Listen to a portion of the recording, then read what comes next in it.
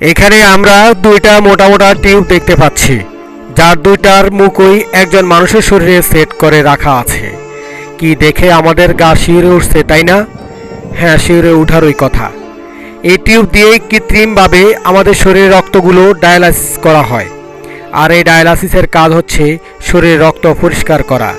এই কাজটি মূলত আমাদের শরীরে থাকা দুটি কিডনি করে থাকে।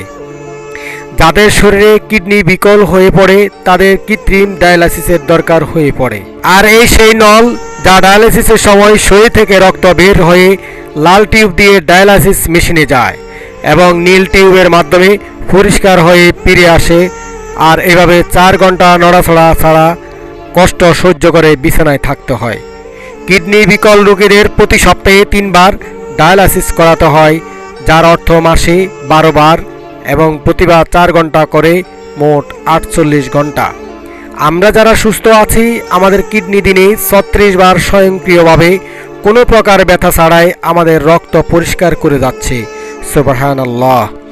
আল্লাহ তাআলা কি পরিমাণ দয়ায় আমরা বেঁচে আছি একবারও কি উপলব্ধি করেছি? আলহামদুলিল্লাহ। তাই সর্বাবস্থায় আমরা আল্লাহর শুকরিয়া আদায় করা দরকার।